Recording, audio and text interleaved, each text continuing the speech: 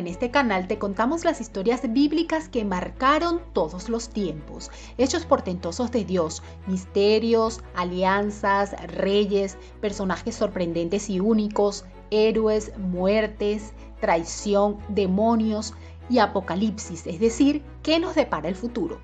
Todo esto te hará cambiar tu perspectiva de las Sagradas Escrituras. Antes de comenzar, te invito a que te suscribas y actives la campanita con todas las notificaciones. Tampoco olvides dejar tu like, ya que de esa manera podemos seguir creando contenido. Sin más nada que decir, analicemos juntos hasta el final todos los detalles de esta historia. El asombroso cumplimiento de las profecías en Jesús. Una cosa es decir que eres Dios y otra muy distinta certificar que lo eres con hechos, acontecimientos milagrosos y hasta volver de la muerte.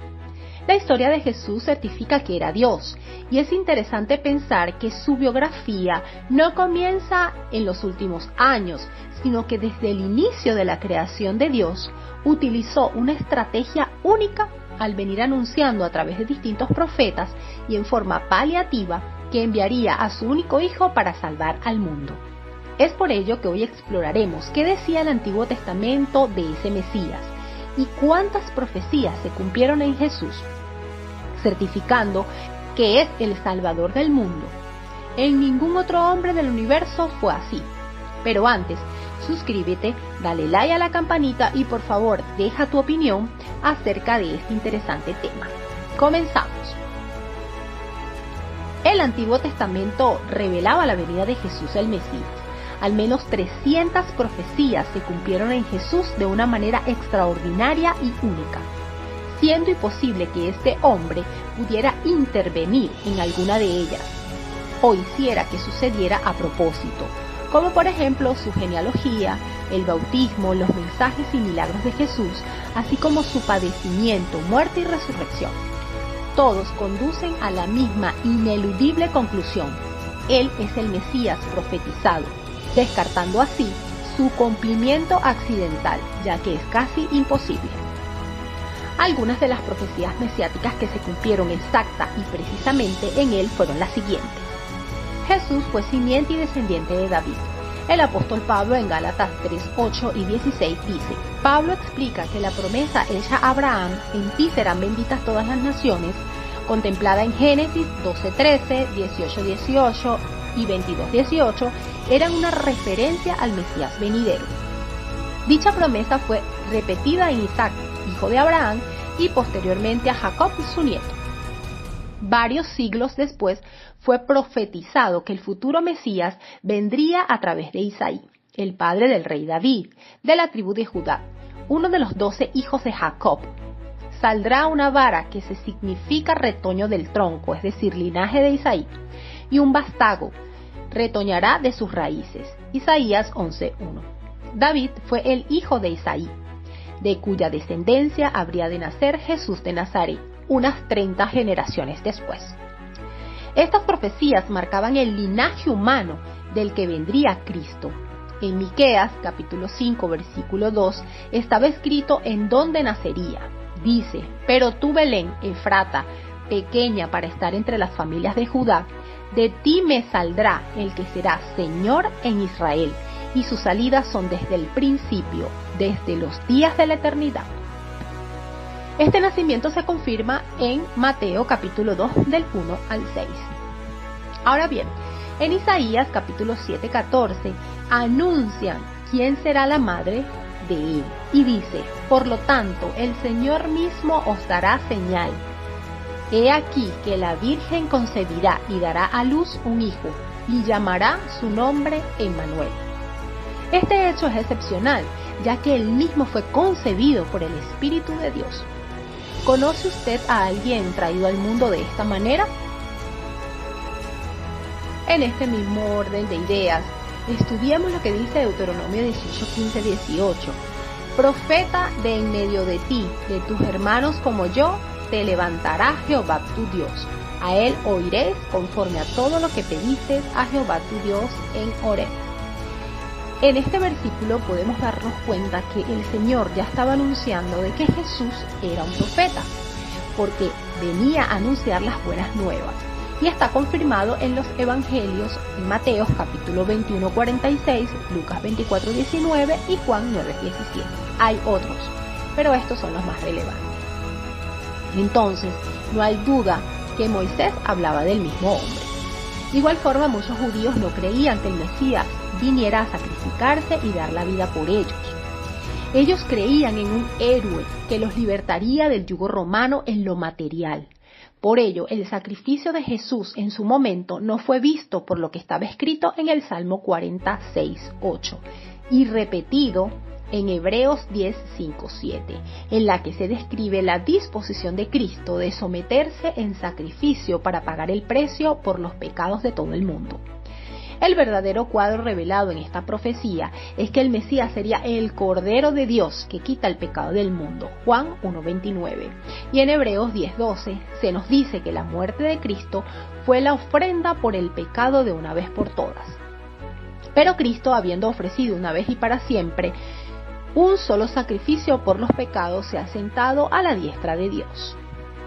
También es interesante reconocer que los sacrificios hechos a los animales y los corderos de la Pascua que sacrificaban el 14 del primer mes, expresado en Éxodo 12:3-6 y Levítico 23:5, eran una representación gráfica de la futura muerte expiatoria del Salvador de la humanidad por todos nuestros pecados. En este sentido, el propio sistema de sacrificios profetizaba al Mesías, ya que su sangre es la única que nos limpia de pecado.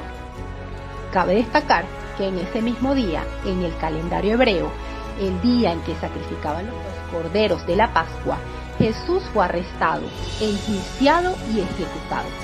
Ciertamente, Él fue el Cordero de Dios que quita el pecado del mundo. En este sentido, lo más interesante sucedió 24 horas antes y durante la muerte de Jesús. Por eso detallaremos algo de lo que estaba escrito y lo que sucedió. Unos 1000 años antes de que sucediera, se describió el Salmo 22:16. Dice que sería crucificado. Horadaron mis manos y mis pies. En Juan, capítulo 20, del 25 al 27, se confirma que fue crucificado. Lo más extraordinario de esta profecía es que menciona un tipo de ejecución que no se utilizaría hasta siglos más tarde. Pasaron casi 800 años antes de que los romanos adoptaran la crucifixión como método de castigo para los criminales condenados a muerte. El cuerpo sería traspasado. Mirarán a mí a quien traspasaron. Zacarías capítulo 12:10. Juan nos dice lo que sucedió, pero uno de los soldados le abrió el costado con una lanza y al instante salió sangre y agua. Juan 19:34. Ninguno de sus huesos sería quebrado. Salmo 34:20. Él guarda todos sus huesos, ni uno de ellos fue quebrantado. En Juan capítulo 19, 32-33, leemos que a los 2 ladrones junto a Jesús sí le quebraron las piernas, mientras que a Jesús no, tal como se había profetizado. Echarían suerte su ropa. Repartieron entre sí mis vestidos y sobre mi ropa echaron suerte. Salmo 22:18. Juan escribió que eso también se había cumplido en Juan 19, 23, 24.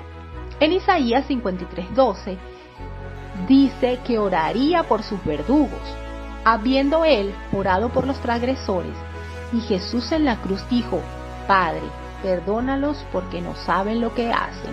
Lucas 23, 34. En este sentido, otra de las profecías importantes es que decía que sería ejecutado junto con criminales. Fue contado con los pecadores, Isaías 53:12, y en Mateo 27:38 nos dice que crucificaron con él a 2 ladrones, uno a la derecha y otro a la izquierda. También se profetizó que no tomaría represalias. Angustiado él y afligido no abrió su boca, como cordero fue llevado al matadero, y como oveja delante de sus trasquiladores, enmudeció y no abrió su boca. Isaías 53:7. Asimismo, en Mateo 27:12 leemos que siendo acusado por los principales sacerdotes y por los ancianos, nada respondió. Pilato también trató de hacer que contestara, pero Jesús no le respondió ni una palabra, de tal manera que el gobernador se maravillaba mucho. Sus seguidores lo abandonarían. hiere al pastor y será dispersado las ovejas. Zacarías 3 y 7. Cuando Jesús fue arrestado, todos los discípulos, dejándole, huyeron. Marcos 14, 50. Sería traicionado por un amigo de confianza. La traición de Judas, uno de los discípulos, fue profetizada en Salmos 41:9. Aún el hombre de mi paz, en quien yo confiaba, el que mi pan comía, alzó contra mí el calcañar.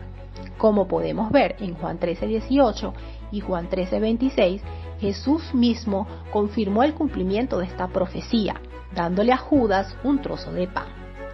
El precio de la traición será de 30 piezas de plata. Se entiende que las 30 piezas de plata pagadas a Judas por traicionar a Jesús en Mateos 26, 14, 15 fueron el cumplimiento de lo profetizado en Zacarías 11:12, y pesaron por mi salario 30 piezas de plata. Cuando Jesús estaba en la cruz, le dieron a beber vinagre mezclado con hiel, Mateo 27:34. Esto se entiende como referencia a Salmo 69:21. Me pusieron además hiel por comida, y en mi sed me dieron a beber vinagre. Una vez más, el solo número de profecías y su precisión señalan a una sola persona, Jesús de Nazaret. Pero a pesar de tantos testimonios oculares específicos de profecías cumplidas, algunas personas aún plantean diversas objeciones y no le creen a él. Si Jesús hubiera sido un simple ser humano, no hubiese podido cumplir a cabalidad cada una de las profecías, y las cumplió conforme al plan de Dios, pero en contra del entendimiento común de esa época. Predecir correctamente estos acontecimientos con una anticipación de 200 a 800 años es nada menos que un milagro, algo que requiere conocimiento y poder divino para hacerlos cumplir como fueron predichos. Dios no hace las cosas al azar. Sabía desde la fundación del mundo que su Hijo tendría que venir a la tierra, Primera de Pedro 1:20, y predijo los acontecimientos de su nacimiento, vida y muerte, de manera que tuviéramos pruebas seguras en las cuales basar nuestra fe. Acá termina la historia del día de hoy. Nos gustaría mucho saber tu opinión, así que te pido dejarla en los comentarios del video. Podemos debatir, pero siempre con el debido respeto que todos merecemos. De nuevo te recuerdo que te suscribas y déjame un like para saber que nuestro trabajo es de tu agrado. Bendiciones.